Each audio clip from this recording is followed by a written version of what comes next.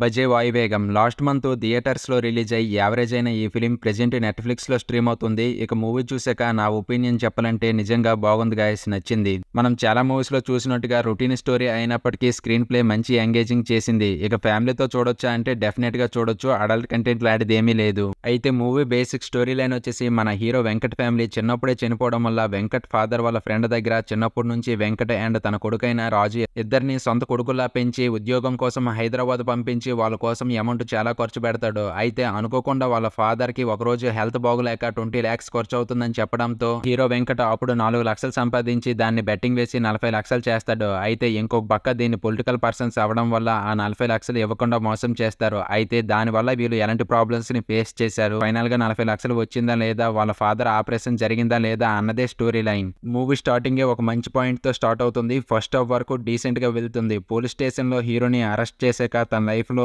జరిగిన స్టోరీని రివీల్ చేస్తూ తన కెరీర్ కోసం చేసే ప్రయత్నాన్ని చూపిస్తూ తన కెరీర్ ముందుకు వెళ్లాలంటే డబ్బులు అవసరమనే పాయింట్ ని చూపిస్తూ ఇంకొక పక్క తన తమ్ముడు రాజు ఉద్యోగం కోసం చేసే ప్రయత్నంలో మోసపోవడం, ఇలా ప్రతి పాయింట్ ని స్టోరీ సెట్ చేయడం కోసం ఫస్ట్ హాఫ్ నైతే ఉపయోగించుకున్నారు. మొత్తానికి ఫస్ట్ హాఫ్ అయితే డీసెంట్ గా వెళ్తుంది. ఇక ఫస్ట్ హాఫ్ లో ఒక చిన్న లవ్ ట్రాక్ ఉంటుంది, దానికైతే అంత ప్రిఫరెన్స్ ఇవ్వలేదు. ఇక సెకండ్ హాఫ్ ముందు వచ్చే ట్విస్ట్ అయితే ఓకే బానే అనిపించింది. నెక్స్ట్ టైం జరుగుతుందన్న క్యూరియాసిటీ అయితే పెంచింది. ఇక సెకండ్ హాఫ్ మాత్రం స్టార్టింగే మెయిన్ పాయింట్ కి వెళ్ళిపోయి స్క్రీన్ ప్లే మనల్ని మంచి ఎంగేజింగ్ చేస్తుంది. ఇక సెకండ్ హాఫ్ మొత్తం ఆల్మోస్ట్ చేజింగే ఉంటుంది. ఇక సెకండ్ హాఫ్ లో ఒక 2 దగ్గరలు అనుకుంటా స్లో డౌన్ అనిపిస్తుంది. ఇక ఆ తర్వాత ప్రీ క్లైమాక్స్ పర్లేదు బానే అనిపించింది. ఇక మూవీకి మైనస్ వచ్చేసి ఒక చిన్న లవ్ ట్రాక్ అండ్ ఒక 2-3 దగ్గరలో స్లో డౌన్ అవడం. అయితే మూవీకి ప్లస్ పాయింట్స్ వచ్చేసి సెకండ్ హాఫ్ ఎంగేజింగ్ చేసే స్క్రీన్ ప్లే, ప్రీ క్లైమాక్స్ కూడా టూ గుడ్ బానే అనిపించాయి. ఇక మూవీ టెక్నికల్ విషయానికి వస్తే టూ గుడ్ బానే అనిపించాయి. ఇక మూవీ సాంగ్స్ విషయానికి వస్తే 2 సాంగ్స్ ఉన్నాయి అనుకుంటా, పర్లేదు బానే అనిపించాయి. ఇక మూవీలో పర్ఫార్మెన్స్ వైజ్ చూసుకుంటే వెంకట్ రోల్ లో హీరో కార్తికేయ యాక్టింగ్ అయితే టూ గుడ్ బానే అనిపించింది. మెయిన్ గా ఎమోషనల్ సీన్స్ లో అండ్ యాక్షన్ సీన్స్ లో ఎక్సలెంట్ గా యాక్ట్ చేసాడు అనిపించింది. ఇక తనకి అన్నగా రాహుల్ టైసన్ గారి యాక్టింగ్ కూడా టూ గుడ్ బానే అనిపించింది. చాలా రోజులకి ఒక మంచి రోల్ చేశారనిపించింది. ఇక హీరోయిన్ రోల్ లో ఐశ్వర్యకి అంత స్కోప్ లేకపోయినా టూ గుడ్ బానే అనిపించింది. ఇక మిగతా యాక్టర్స్ కూడా తమ రోల్స్ కి 100% న్యాయం చేశారని చెప్పాలి. ఇక ఫైనల్ గా మూవీ గురించి చెప్పాలంటే టూ గుడ్ బానే అనిపించింది. సింపుల్ గా వన్ టైం వాచ్ చేయొచ్చు.